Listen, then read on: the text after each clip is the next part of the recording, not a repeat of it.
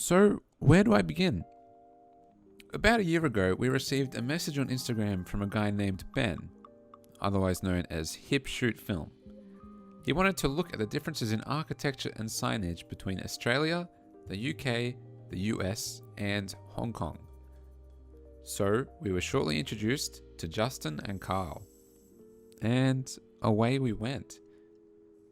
Now, I contacted the guys because I wanted to offer an inside look into the creative process behind a magazine like this from all around the world. So, here is 4 Stops Volume 1, Behind the Scenes.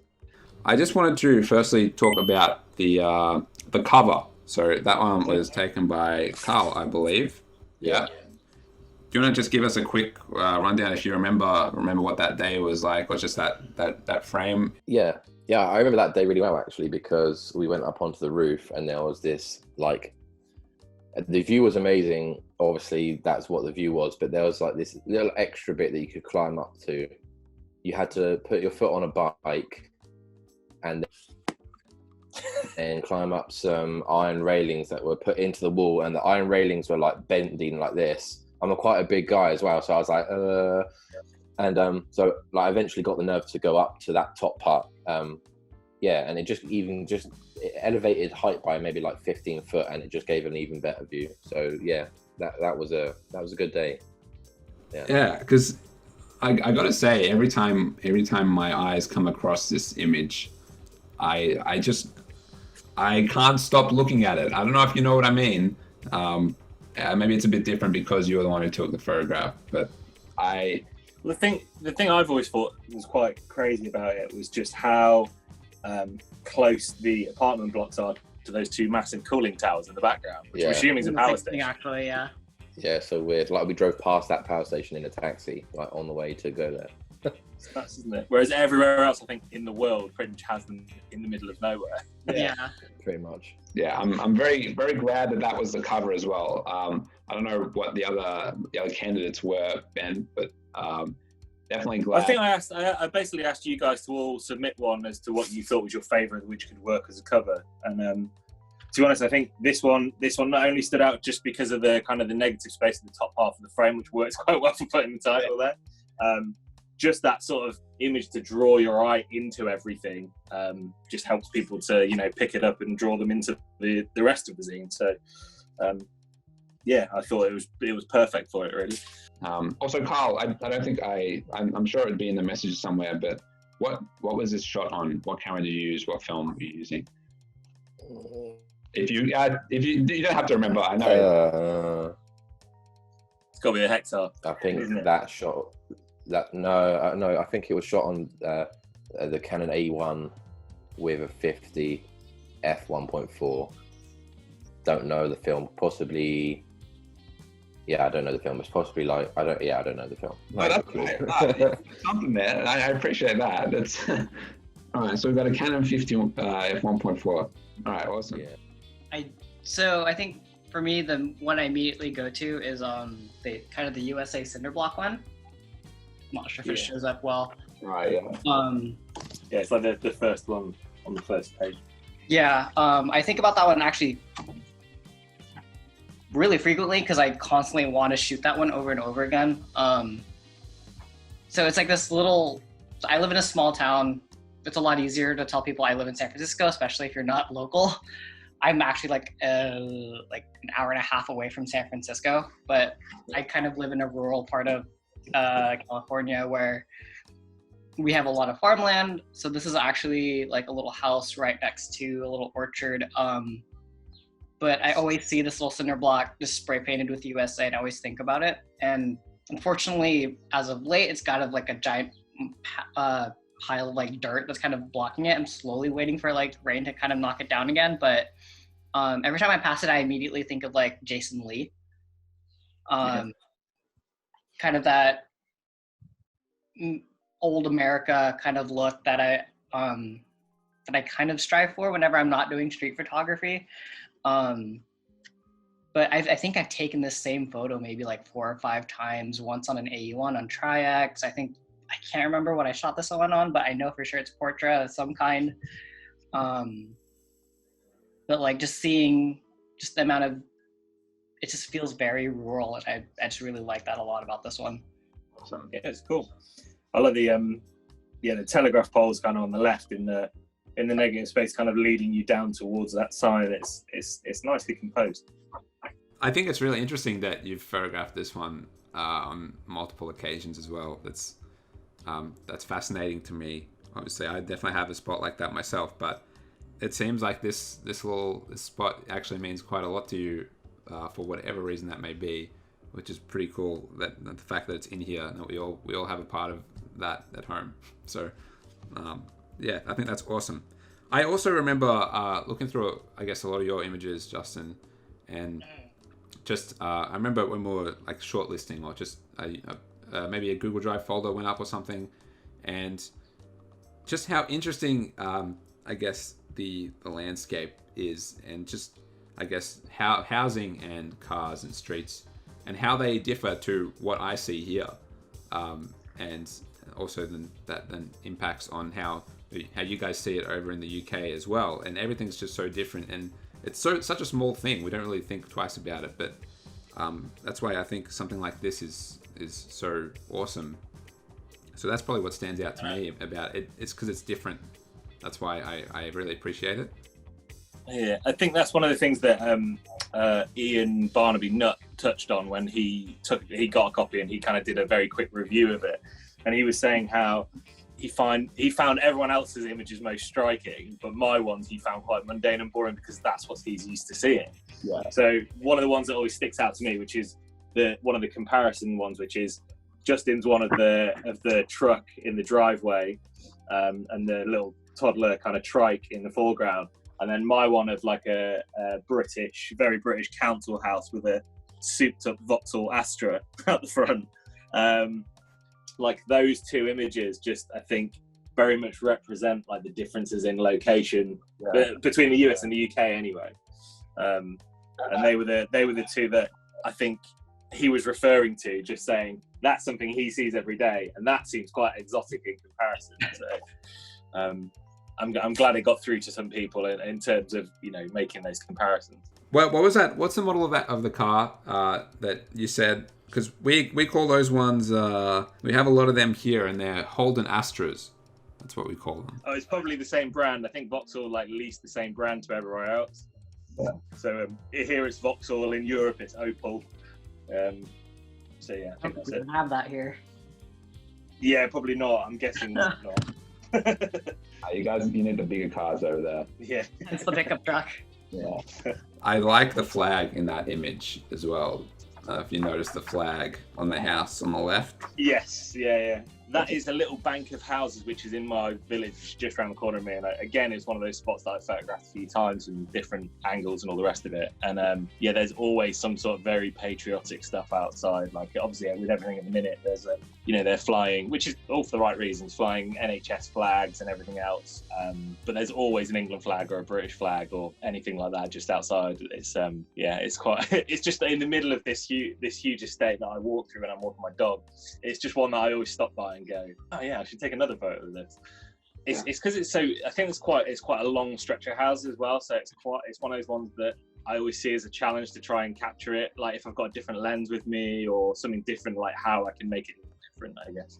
I guess all the images that we take now, especially, are going to be seen in a bit of a vacuum of pre and post COVID. I don't know if you guys feel the same way, but it's definitely something I've been thinking about while at home and just on my walks and stuff like that. Yeah, I don't know really. I mean, I've not really took too many kind of lockdown photos that are specifically about being in lockdown, to be honest. But just because it's like a small village where I live, so there's not really too much that I could take photos of, apart from there's like kids doing photos of pictures of rainbows in the front windows and stuff like that. That's about the only thing I've seen, and that's kind of been everywhere. Would you say that's a favorite of yours, that image? I think my favorite's actually this one, which is one that's next to Karl's as well, which is just the lone person sitting next to a phone box. This was during the some of the student protests that happened in London, and there's just a lone dude sitting on a wall next to a phone box, and I just thought, I don't know, I just quite liked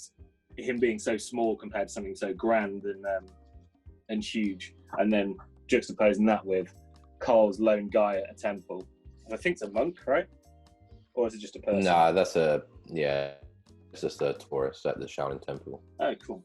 Yeah, I just quite like the difference, because that was another one that was just really highlighting the two differences in, the types of architecture, I guess, and obviously the common comparison was just the lone person, and then as much as our phone boxes aren't modern, they are quite iconic. So it was another thing to kind of place it, and then you've got the little kind of red lantern on the other side, which I suppose if I'd done my image in color, then it would have been quite a nice contrast there as well. So. But yeah, when going through, it's something that I know I talk about with Karl quite a lot, is like trying to sequence stuff, and it is something that with a project like this, I mean, to be honest, Volume 1 was much easier than Volume 2 was, just trying to find those similar images to compare with, and I think I managed to. I'm quite proud of how I sequenced this one, and the images that I did manage to get out of you all to kind of put together, I think worked really well. Yeah, and then Volume 2 was just a complete other challenge in itself, just because it was countryside and nature, and when people are taking landscape shots of countryside, it's a bit more difficult to find interesting things to put those comparisons together. So that one was much more of a challenge. And the next one's going to be night photography, so I think I might be okay again, but because I think we'll have a lot of colour to draw upon. But yeah, we'll see how that one goes. Yeah. I think it's a testament to the way you see the world, but the way that you've set this up, and the juxtaposition of the images is something that definitely stands out to me. And kudos to you, and I do hope you guys feel the same way. Maybe I'm alone in that one, but I doubt it. Yeah, I think it turned out amazing. I think I couldn't have asked for better images to be submitted. Like it worked exactly how I'd hoped. Which is awesome, and that's why I'm still doing it, and it keeps going on. I definitely agree, though. Like a lot of this stuff, like you said earlier, like some things are just completely different, but I really do like seeing the similarity in actually this pair, one of mine, and then just kind of very, very similar structures, or the kind of seeing Ben's the one with the Astra. Like we have similar housing like that here, and it's just interesting to see stuff like that, where yes, we have things that are strikingly different, but like at the same time there's just kind of things that just kind of repeat even thousands of miles away. Yeah. Things are similar, the similarities, I guess. And I'll keep going back to it. Like that's just the amazing thing of not only organizing something like this, Ben, where you get all of us from around the world, and like seeing the images down on paper as well, and having it in your hands is something completely different. The way I interpret. Yeah, definitely. Karl, I will go to you if you have a favorite image that isn't the front cover. Yeah. I haven't got my book with me because everything's in storage at the moment. But I'll find it and show it. It's the image in Hong Kong with a lot of old, really tatty, run-down signage. It's like a building shot. It's it's full bleed as well, I think. That one. Yeah, I really like that. Yeah, there's a lot going on in there. Yeah, I like the layers. Yeah, I don't know. Like that was like outside the lab that we had to find in Hong Kong, which took me like an hour, because everything in Hong Kong is like you expect. So like in England, there's like a shop front, and a shop front is really good, and you go in the shop front and it's easy to find. In Hong Kong, it's like there's layers and layers of shops inside like massive buildings. So you go through this tiny little door and you think it's probably just like a residential area, and then you go up in a lift or up the stairs and there'll be like 3 floors of shops, and then so everything's like a tiny little maze. Yeah, so that was taken in Causeway Bay in Hong Kong on the island. I just like the image. It's got a lot of things going in the image. It's really, for me, it's just interesting. A lot of layers, and I don't know, just very Hong Kong, I guess. I think that's something that goes into looking at your work in the UK compared to the stuff when you were there. Mm-hmm. Just how intricate and how much stuff is going off in all of your Hong Kong images. Like there's just so much stuff, and they're always so busy. so many windows and everything else that you like trying to kind of look around to see if you can spot anything new. And then when you come back to the UK, it's much simpler, not in a bad way. It's just much simpler in terms of it's so much harder. How much is going on? Yeah, exactly. Hong Kong is like a photographer's dream city. I've been there twice. The first time it was really good and I shot a lot, and then the second time I was there for 5 days on my own. So just me and cameras, and that's all I did for 5 days. And I want to go back again because there's just so much more to see. You turn every corner is a photo opportunity. Yeah. It's amazing. I imagine Japan's like that, isn't it? Didn't you go to Japan, Alex? Yes. Yeah, I feel exactly the same way about Japan. 100%. And to my photographer friends, I've got a friend of mine who wants to travel, and I'm saying, dude, before you go anywhere else in the world, go to Japan, because it'll change your world, and every day you'll be taking photos. Japan was, especially for its nightlife, and the place never sleeps, dude. They never sleep. It never stops. So I feel very similar to the sentiment that you have for Hong Kong. I feel the same way about Japan. Have you guys been to Japan? No. Next one coming up, Hopefully, I think. Yeah, I've always said that I'd quite like to take my boy there when he's kind of like 4 or 5, because I can imagine like all the crazy colors and all the anime stuff and everything else. Like he's just gonna be like, whoa. Oh, 100%. And then you'll see something like there'll be like a bus driving by. I think it was like Pokemon bus, and it'd be driving by, and it'd be like it'd have audio of the Pokemon. And if I was a kid still playing Pokemon, I'll tell you that would have set me off. So. Yeah, Japan's definitely. I'm kind of sold already. There you go. Yeah, thank you for sharing that, Karl. I like the way that the way that the shops inside that you don't get to see is similar to the image, which is just so much going on, and quite a little maze of stuff. And the more I look at the photo, the more I see, and my eyes just constantly move around, and I focus on like the dirt on the windows sometimes, and then sometimes I look at the massage and the foot, and there's just so much going on. I think, yeah, your images are amazing. So thank you for sharing that. What about yours, Alex? Mine. The thing that I always like about, I guess, this is looking at, and it plays into the juxtaposition that you've put in. So it's not only my image, but it's the way it works with the other image that you put next to it. Is my close friend Lachlan waiting for a tram. It is that one. And then you also have I think it is in the UK, it is a woman looking at her phone. And I think the way that you've set this up is just amazing. I'm gonna put that there.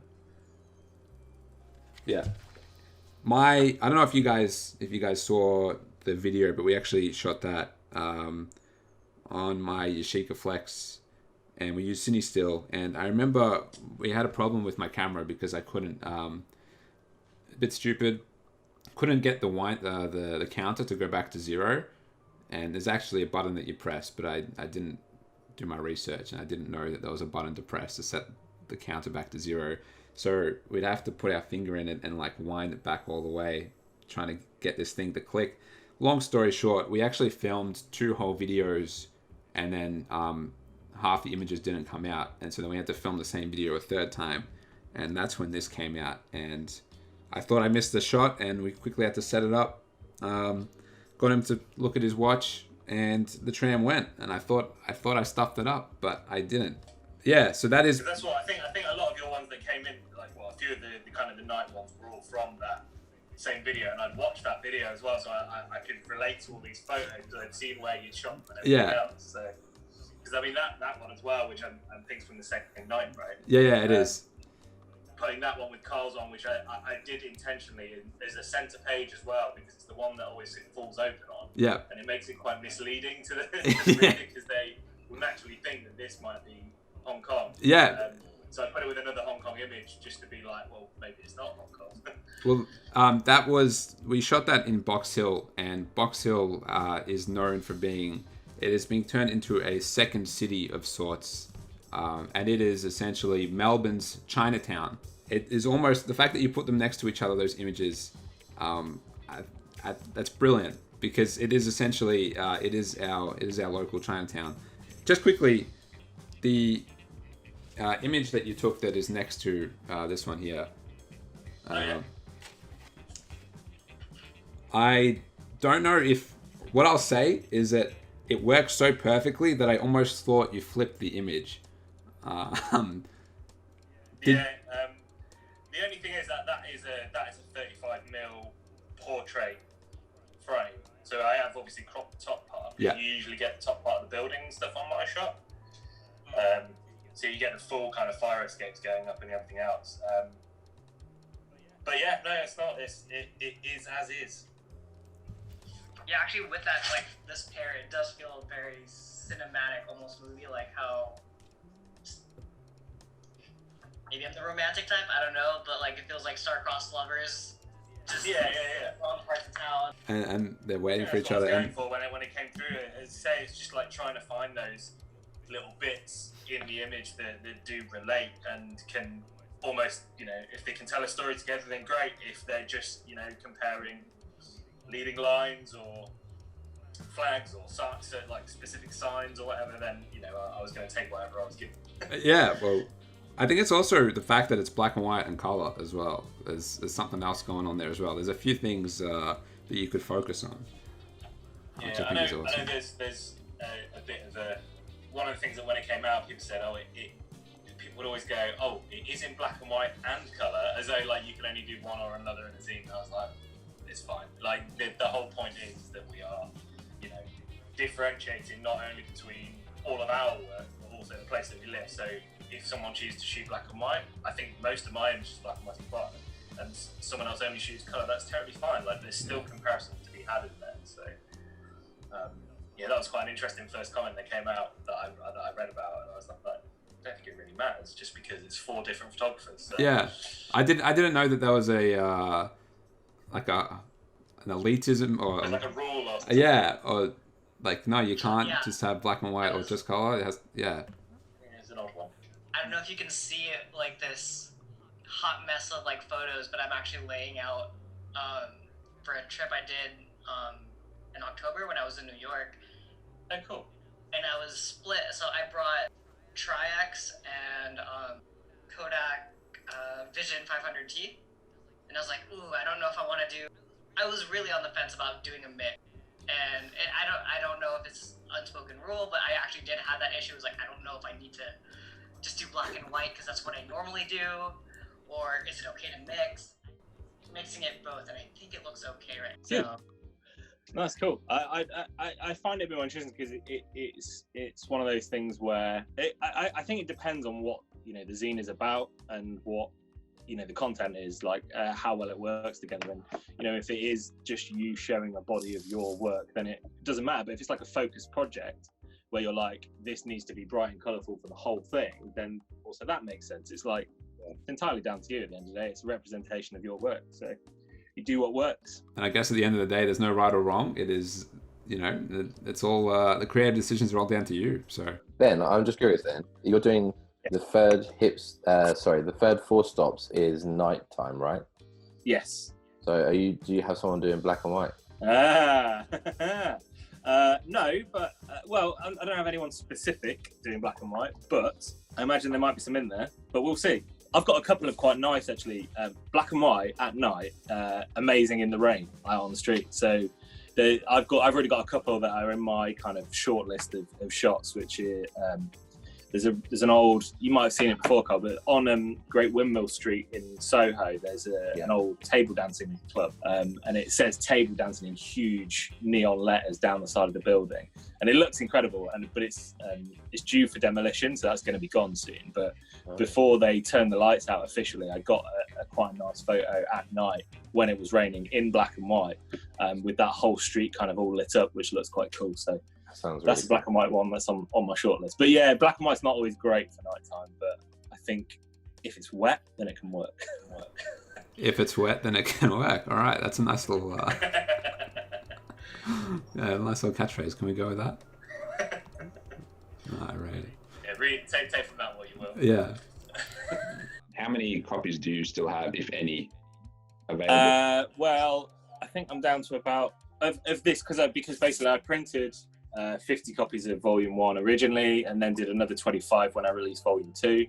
And I think there's still about 12 copies left, I think. Okay, well, let's hope that someone snaps these up as a result. Yeah, I hope so. That'd be amazing. And then, you know, if demand is there, then just I can always print more. It's one of those supply and demand things. I just like to work through the rest of this box. Oh, that's good. Also, I want to know what you guys think. This is again back at Ben, the open and close of the book, which is awesome. I actually really like that. Yeah. Obviously, it was completely by fluke that you and Justin both submitted photos that one had an open and one had a close. So it was quite lucky, really. But yeah, as soon as I saw that, I was like, do I put them both on the same page? I was like, no, it works as a start and an end. And then that's something that's, in a weird way, because that was on the first volume, in Volume 2, like I don't have a photo on that page. I changed it so that the poem was on that page, and the first page was just blank. Because there wasn't really anything to kind of bring you into it all like there was with the open and closed signs. So it will probably be the only one that has that kind of first page layout of the poem being there and that being there. Well, I think that's a shout out to Austin Pierce, who's a friend of mine who's a budding poet and writer who I worked with a while ago, but he's one of my really good mates. So I'm getting him to do a poem kind of based around the theme for each volume, which is quite nice. That's cool. Alex, any background on your open one? What's that, sorry? Was there any background? It was mostly for Alex. What's the background on what story behind the open picture? Why that one when you took it? What's the story behind that? I think Josh and I went walking. We went walking and we're just trying to shoot some film. Literally, there was no other backstory. We went and had lunch on the day, and I remember there was a really nice sunshine. So up and down the street where we were going, we hadn't really ventured out there before, and this was just a bit of a, as you can see, it's like a derelict. We call it a milk bar. I don't know if you guys have that same term over there or wherever you are. Heard of it, but we don't have it. Yeah. So I need to know now. So a milk bar is essentially, they've been around since like, say, late 60s, and it would be where families would get their milk. They'll be in most like small sets of shops, and it will have, I don't know what your main milk brand is over there, wherever you guys are, but we have Pura. It's called Pura, and it is a blue brand. And so if you are looking for an old milk bar, you just look for the Pura brand, and they have it, and a lot of the places aren't operational anymore. They're just empty, but you can still find the head. I don't know how to describe it, but it's essentially the thing that pops down from the head of the shop, and it says Pura on it. Do you guys have paddle pops? No. Okay, so you don't have paddle pops. That's fine. The brand, I don't know if you can see the brand in the image, but it's Streets. I don't know if you're familiar with that either, but Streets is the brand that makes their ice creams. Basically the logo, the heart logo of Streets is wolves in our country. Ah, okay. Yeah. Yeah, so it's like I think in the States. What is it? Yeah, it's like if you look on the first page, there's like a heart just above the open side, and that's like an ice cream brand. yeah, so they're called Streets here, and they make probably the most famous ice cream we have here is a paddle pop. So I won't go into details, but yeah, Walls is like I guess it's like in the States you get, and I suppose in Europe as well you get Lay's chips, right? Lay's, yeah, Lay's. Which is Walkers here. Wait, time out. Okay, I think. Time out, as in Time bar? time out chocolate, yeah. Time out, because I need to remember what the ice cream is called. So it's like our iconic ice cream truck ice cream. As in, when you say like an ice cream truck, like as in the ones that just like ride around the neighborhood and. Yeah, like Right. a van. Half of it, the door's normally cut out, plays music, kids Yeah. screaming out whenever it comes over. Well, we had the best tactic with my niece with that. We told her that when you can hear the ice cream truck playing its sound driving around the streets, that means it's sold out. So that's what we told her growing up. Wow. Good excuse to not go buy her ice cream, right? That hurt me. It'll all change when you're a parent. How are you finding like a creative process right now in lockdown? Because I know for me, like, it's gone completely, pretty much. Actually, yeah, me and Alex we're talking about that briefly before you guys jumped on. I'm completely burnt out on photos right now. I ended up kind of looking to old like hobbies. I picked up skating again just because I need something to do. Like, I tried starting up the zine. I haven't touched that in like 2 or 3 months. It's just been rough as far as like the creative process for me. It's good that you've got that project there, though. Like, you've got that kind of body that you can always refer to and go back to. That's kind of my problem with why Four Stops stopped for now, because the people that were all involved were like, I was like, I've not shot enough. Like, I had nothing that I'm happy enough to submit. And I was like, to be honest, I'm in the same boat. Like, I need to go and shoot some fresh stuff as well. So it's just, everything's just totally on hold. I suppose I could go back and dip into my own work and start pulling something together, but I haven't got time at the minute. I've been busier with work than I ever have been being off, which is crazy. I photographed a lot of VE Day last week. That was kind of interesting. But like the 2 labs that I use now are not taking any film because they're overwhelmed. So I can't process any film anyway. Is that Duncan? Is Duncan overwhelmed? Duncan released a statement basically like he's very, very limited, and film dev I've just stopped taking film now. Oh, right. Completely. That's mad. Yeah, I guess because everyone's just hobbying away and, sending film in, so trying to play catch up. I'm just going to have to run downstairs quickly. Apart from me, because... Yeah, you're fine, you go. I'll be back in 2 seconds. Run. Maybe running. That's interesting because I also had that same thing. The local lab that I use has been inundated with people getting, like, only the last week, I've been inundated with people shooting film and dropping off their stuff, and they can't keep up with it. Yeah, so weird. Like, it's been like an increasing thing over here. So like they started getting busy, and then like orders would come back a little bit slower, and now it's just completely. What's your average turnaround time? I guess without this. Yeah, so the lab I use, I would send to them, post it in the mail on a Monday. They would get it on a Wednesday. Sometimes they would process it on a Wednesday, and I'd get scans back on Wednesday night. But if not, it'd be a Thursday. Super fast. And I would normally process about 10 rolls of film and like large size TIFFs as well. So like none of you guys like process your own film at all? Ben does. I do, yeah. Okay. Yeah. It's one of those things that like, it's just, there's always a backlog. So you're like, I want to see what's on there. But then you've got to take that time out to go and develop it and find the time. But I do, yeah, C41 and then black and white at home, and then scan it all as well. If there's anything a bit more exotic, like any slide film, I'll send it off to Duncan at Silver Pan, who I've actually got a load of credit with because I sold him some lenses. So he was like, here you go, just have a load of lab credit because you'll definitely use it. And I was like, actually, I will. So that's pretty good. I'm going to try and shoot more black and white when I go to university. Yeah. I'm intrigued to see what you do, man. I'm really intrigued. Yeah, we'll see. Are you going to uni? Yeah, I'm going to go to uni this September as a mature student. And what will you be studying? I'm going to do a photography degree. Yeah.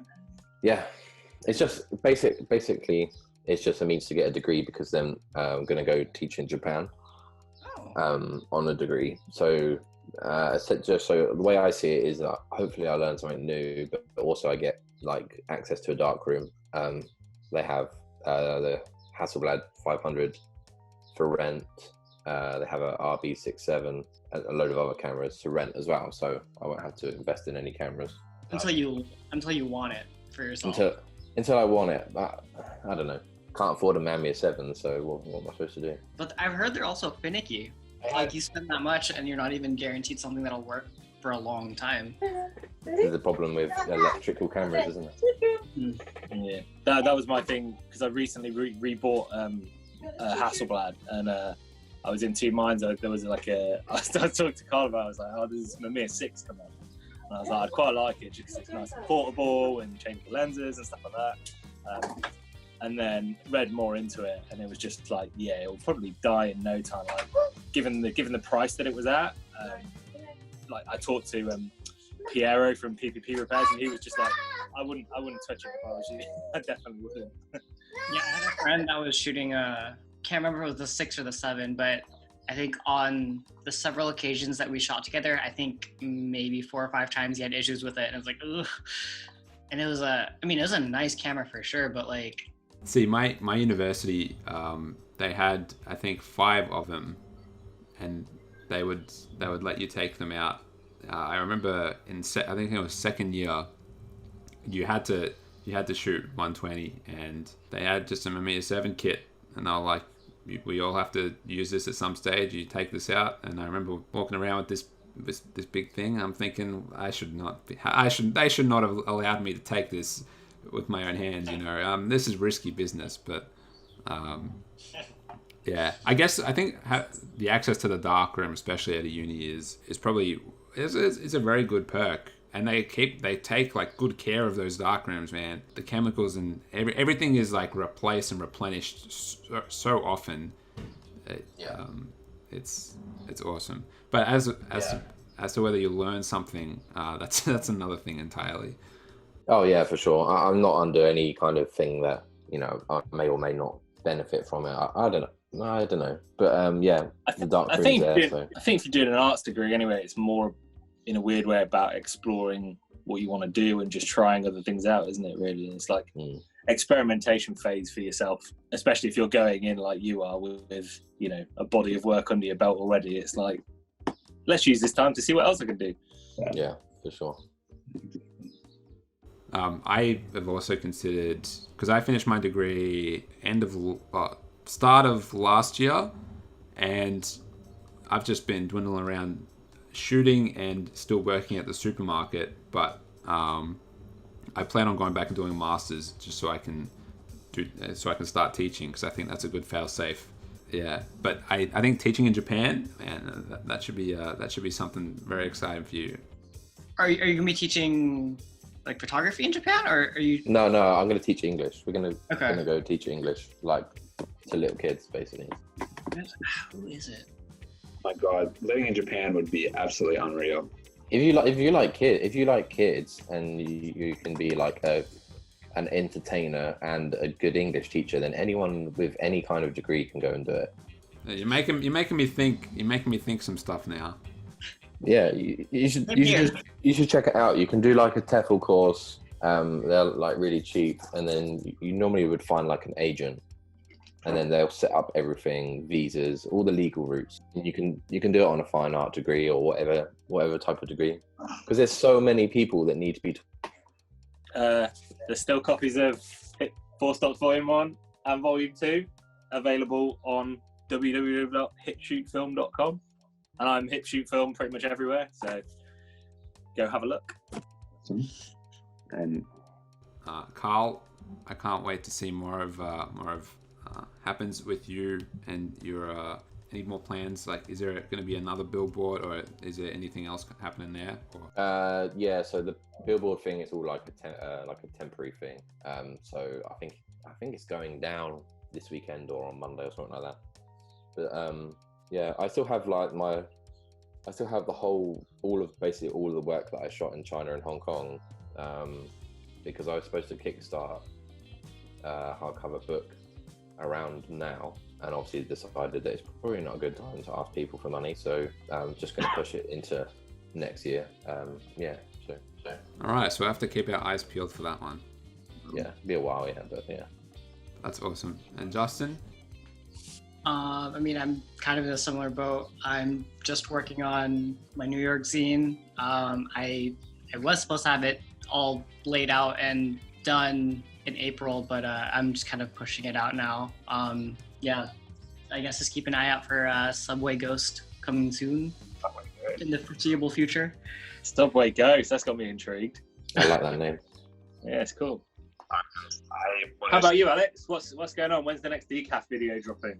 The next decaf video, boys, I've been doing so much stuff. I've got my legs spread everywhere, and I've got too many tentacles out there. And there is a collab that we filmed September last year, and we all shot double film, but we all shot a different kind of double film.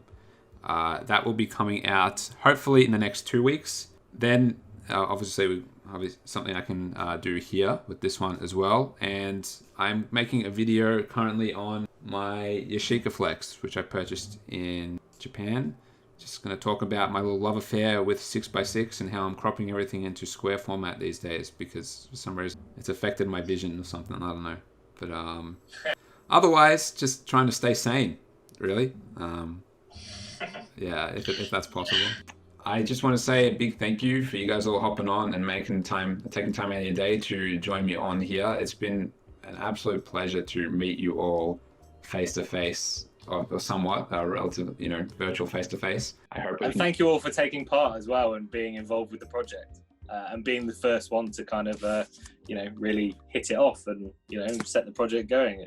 I appreciate it massively. Thank you.